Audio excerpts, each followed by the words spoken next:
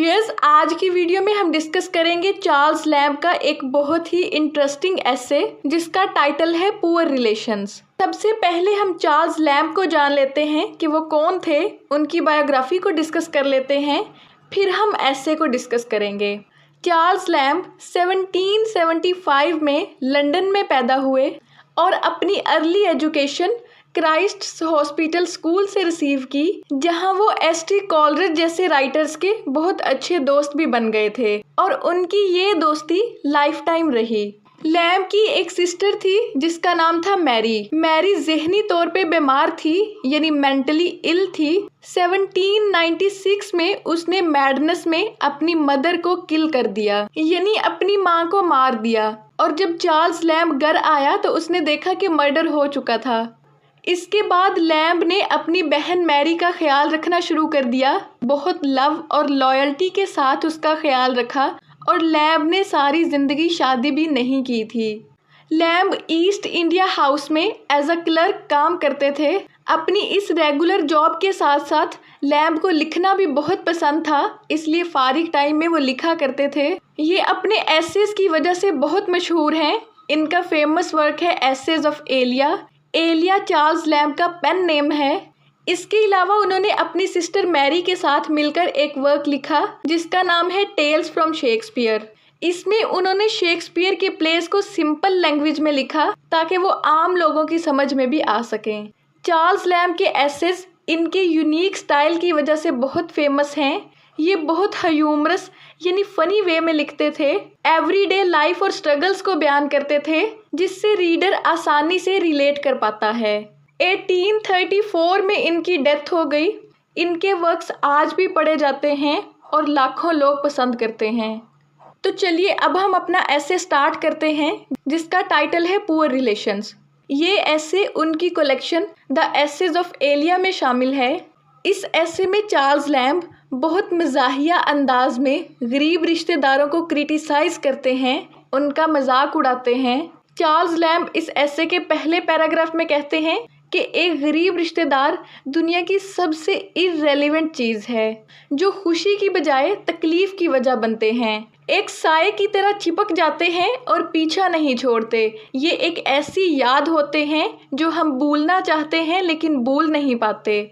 ये गरीब रिश्तेदार एम्बैरेसिंग होते हैं, अनोइंग होते हैं और एक्सट्रीमली अनप्लेजेंट होते हैं। फिर इस एसे के सेकंड पैराग्राफ में वो एक गरीब रिश्तेदार की कहानी बयान करते हैं। चार्ल्स लैम्ब कहते हैं कि जब एक गरीब आदमी, एक गरीब रिश्तेदार आपके घर आता है तो उसके नॉक करने के स्टाइल से ही पता चल जाता है कि पुअर रिलेटिव आ गया है, यानी ये नॉक करने के अंदाज से ही पहचान लिया जाता है। फिर ये दो कंट्रास्टिंग चीज़ों के साथ आता है। एक है फैमिलियरिटी, यानी ये ऐसे एक्ट करता है जैसे हमारा बहुत क्लोज फ्रेंड हो, और दूसरी है एम्बैरेसमेंट, यानी ये अपने गरीब होने पर बहुत शर्मिंदगी महसूस कर रहा होता है। और फिर ये गरीब रिश्तेदार उसी दिन आता है जब आपके घर में गेस्ट आए हुए होते हैं, यानी जब आपके घर में मेहमान मौजूद होते हैं तो ऊपर से ये गरीब रिश्तेदार आ जाता है जो बहुत शर्मिंदगी की वजह बनता है। फिर ये ऐसे एक्ट करते हैं कि मुलाजिम भी कंफ्यूज हो जाते हैं कि इन्हें किस तरह से डील करें, इन्हें कैसे सर्व करें। फिर मेहमानों के सामने ये फैमिली के पुराने किस्से कहानियाँ छेड़ देते हैं, पुरानी बातें करने लगते हैं। जो हम भूलना चाहते हैं वही हमें याद करवाते हैं, बार बार पुरानी बातें करते हैं और उनकी बातों से मेहमान भी हैरान होने लगते हैं। फिर ये आपसे आपके फर्नीचर की कीमत पूछने लगते हैं, खिड़कियों के पर्दों के बारे में बातें करने लगते हैं, ये हर चीज़ पे कमेंट करने लगते हैं। इन शॉर्ट, इन गरीब रिश्तेदारों की मौजूदगी किसी मुसीबत से कम नहीं होती। और जब ये जाते हैं तो होस्ट भी सुख की सांस लेता है, इनकी चेयर कॉर्नर पे लगाता है और इनके जाने से सुकून महसूस होने लगता है। ये ऐसा पर्सन होता है जो ना तो इस तरह की सिचुएशन में फिट होता है और ना ही हम इससे जान छुड़ा सकते हैं। फिर अगले पैराग्राफ में वो एक पुअर वुमन रिलेशन की कहानी बयान करते हैं। चार्ल्स लैम्ब कहते हैं कि जो फीमेल पुअर रिलेटिव होती है वो मेल पुअर रिलेटिव से भी ज़्यादा ऑकवर्ड होती है, क्योंकि पुअर फीमेल को डील करना और भी मुश्किल होता है। ये बहुत स्ट्रेंज मैनर में एक्ट करती है कि होस्ट इसके सामने बिल्कुल हेल्पलेस होता है। इनकी ड्रेसिंग बहुत आउटडेटेड होती है, जो ना तो बैगर की तरह होती है और ना ही एक जेंटल वुमन वाली होती है।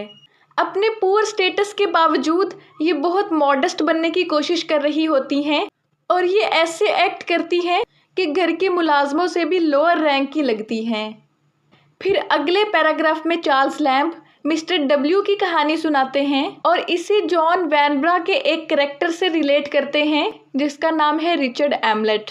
मिस्टर डब्ल्यू ऑक्सफोर्ड यूनिवर्सिटी में पढ़ता था और अच्छी खासी पर्सनालिटी और सेल्फ रिस्पेक्ट रखने वाला आदमी था, लेकिन इसका फादर एक पुअर हाउस पेंटर था, तो ये अपने फादर की गुर्बत को बर्दाश्त नहीं कर पाता और आर्मी ज्वाइन कर लेता है, लेकिन बहुत जल्द ही पुर्तगाल वार में मारा जाता है।